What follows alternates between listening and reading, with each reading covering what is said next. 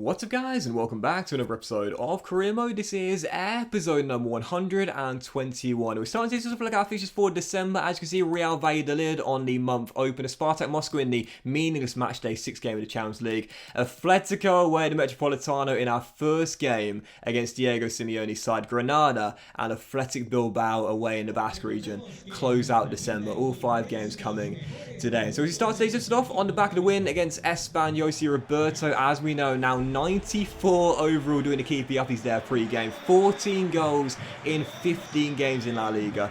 He's going for his 3rd straight golden boot. 2 in the Serie A and his first ever La Liga one as well. The odds on him getting it, well, I think he was favourite before the season started. Now he's overwhelming favourite. No adjustment period needed for the goal machine. No surprises there. So yeah, heading into the game, Real Valladolid at the Bernabeu. Nice little winning run for us here on the back of what was just 1 win in 3, where we tasted our first defeat of the season away at the Mestalla in that run as well. Taking on Real Valladolid, aims to get the winning run going. First chance falling from a half-hearted effort from Mikel Merino going over. However, 23 minutes in, a little bit of a lucky goal, we'll take it. Crosswards into the middle, slight deflection, little bit of a mix-up, and that allowed Ferran Torres to run onto it totally unmarked, and the former Man City winger makes it 1-0. So yeah, getting ourselves in front there through Torres, but 26 minutes in, a great chance for Valladolid to get back in the game. Weisman going for goal, but oh man, he was my man of the match against Espanyol. Streniak, I tell you, I'm starting to fall in love with this young man. I really am. He's been brilliant this season. Keeps it at 1-0, keeps us in front, and there was 17 minutes to go. We get ourselves the 2-goal cushion. Ansu Fati going down the left-hand side, and practically all of his goals this season have come from that type of position. Stepping in field from the left, bending it with his right, and making it 2-0. It's just what he does in this team as the inside forward. But 12 minutes to go, a brilliant ball here fed Sam Greenwood down the right-hand side. A golden chance to make it 3, and we would as well. Greenwood, as we know, has only got a month here now at the Bernabeu. At the start of January, he's going to Salernitana in Italy after a bizarre transfer was completed during the season after his release clause was matched by the Italians. And he set up Roberto Gutierrez for our 3rd in the game to complete a big 3-0 victory. So 3-0 the final score. Our star striker and inside forwards all getting a goal each in that one there. And again, another game where I felt pretty much in complete control. And again, I really do feel like game management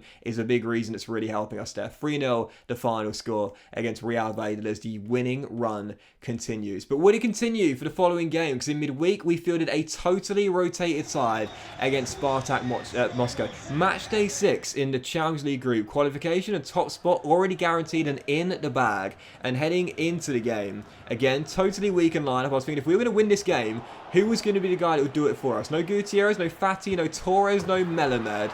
Well, how about Neymar's regen? Yeah, Correa gets his first goal in a Real Madrid shirt. Neymar's regen bends in what was the only goal of the game in a 1-0 victory against the Russians there. That guaranteed they'd finish bottom of the group, and we closed out with 5 wins in 6. 1-0 the final score. Great to see Neymar's regen got a goal. But the question was, did Milan make it through? Well, as I run you through the group so you can see if there were any shocks for you or not, it was quite a routine sort of group for most teams, I would say. We are through alongside Leverkusen, but as for Milan, as you'll see in Group F, sorry. They made it through. Yeah. Anti-climax. Brentford made it through as group winners. Milan ended up winning on match day 6 to make it through as runners-up. So they're into the last 16. But the question was, who would we have in the last 16 of the draw?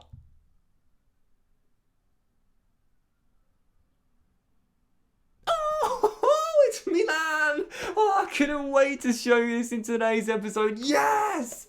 I'm buzzing. And Brentford have got our Madrid rivals, Atletico, in the last 16. But I'm buzzing for it. We're returning to the San Siro the season after winning the treble with the Italian giants.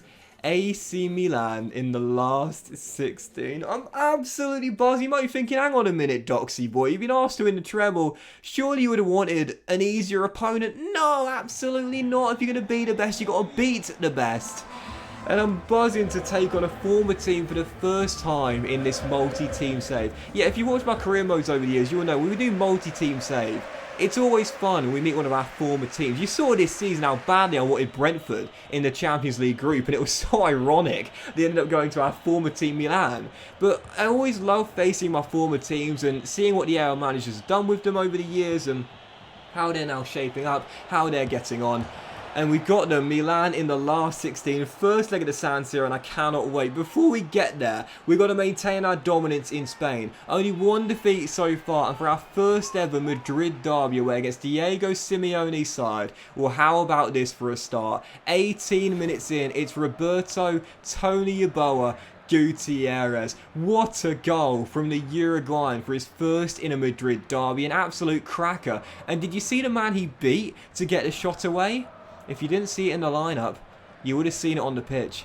Francisco Santos, can you believe it? Former Brentford and Milan centre-half moved to Spain, and the hero became a villain. Playing against me for Atletico Madrid, the Brazilian now under Diego Simeone. He's a Diego Simeone type of player as well, you know, really physically strong, very imposing, mentally solid type of centre-half. I love that transfer, I really do. But it was Gutierrez who got the better of his former teammate, both with Brentford and Milan, as we took the lead, courtesy of a blockbuster from range. But Atletico tried to hit back in the second half and had a golden chance. 59 minutes in, a great save by Streniak, kept it at 1-0. That's not the first time I said that this season, as we still had a slender advantage approaching the hour mark. And from the corner, as Cucurella whips it in, Fati wins it back, and away we go on the counter. You know, we got one of the fastest teams in the land, and as Torres dinks it over the top, Robbie beats Ruben Neves, goes one-on-one.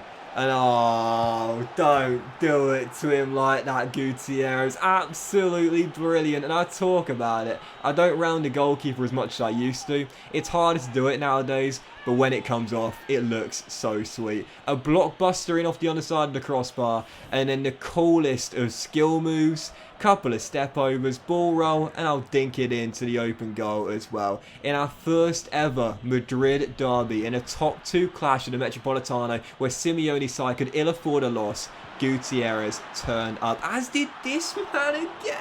I'm loving him. I'm loving him. Absolutely loving him. Shot taken. Great save by Streniak. Keeps it 2-0 and ensures to get the clean sheet and the 3 points as Santos consoles his teammate. Oh, he's turned from hero to villain in this save, and we best him at the Metropolitano. Final score 2-0. Once again, dominated possession in this game, but it was Roberto's brace and Streniak saves that win us the game in our first ever Madrid derby, and the 2 goals as well. So cool for different reasons. A smash shot from just inside the area, in off the underside of the crossbar, and then the finish past Oblak after seating him down as well. So we've now gone 8 points clear of Atletico, and what a way to mark our first Madrid derby win with a brace for Roberto. It went by so quickly, but you would have seen him holding it. Roberto Gutierrez is Player of the Year.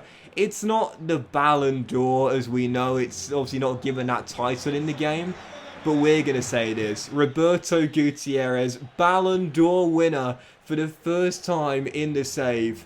And you absolutely have to say, no one else deserves it but him. He has been incredible. And I talked about it at Brentford. He was always in Ivan Toney's shadow. As good as he is, winning the Golden Boot in season 3 or 4, I think it was, the shocker was still the star in that Brentford team. He had to leave. He had to leave the country, let alone the capital, to reinvent himself and establish himself as the main guy. And he's now done that here, both with Milan and Real Madrid, taking his game to a new level and getting recognised alongside the best in the world as the best in the world. Gutierrez, Ballon d'Or winner. I love it.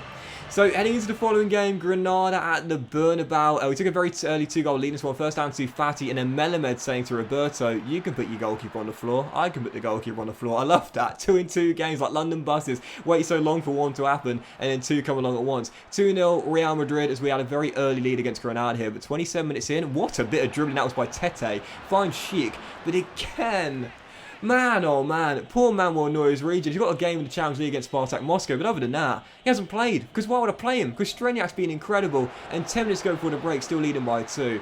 Oh mate, this has got to be the assist of the season. Did you see that? Valverde with the 180 40-yard through ball to Ansu Fati. Now I'll repeat that.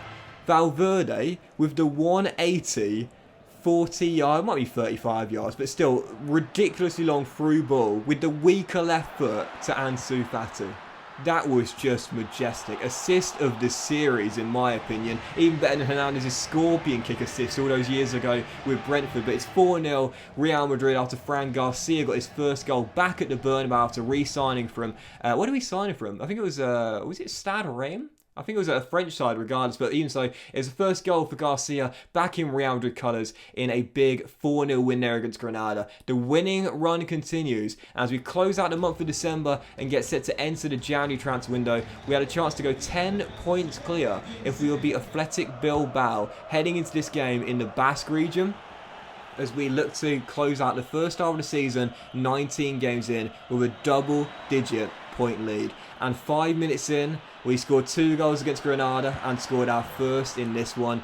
Ansu Fati is a cheat code. Once he gets going, forget about it. And I'll talk about it. Pacey players in FIFA. If you're watching my CNC right now, you will see it with Dan James and also Ravi Matondo. The goals they get are just like this, just outpacing everyone, because pace in FIFA, even though the game has slowed down a little bit in this year's FIFA, as I'm sure you've experienced as I have as well, it's still king. Pace is still king in FIFA, and I think it probably always will be from now on out. We got the first goal through Fati, and then Roberto gets another with 17 minutes to go. The Ballon d'Or winner wraps the points up, and a 2-0 win away against Marcelino's Athletic Bilbao does mean that 19 games in, halfway through this season, we see what this fist pump means to Real Madrid. We are now 10 points clear of the second placed team in La Liga.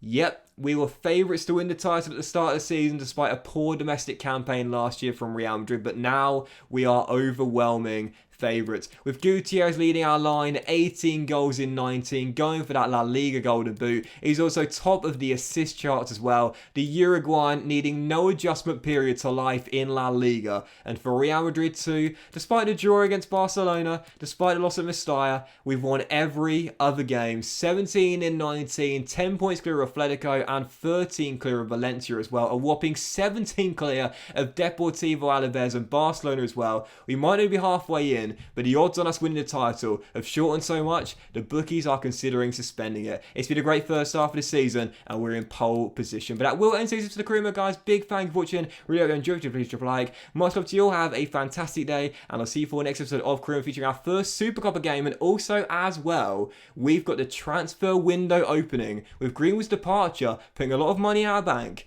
and I'll see you for it very soon.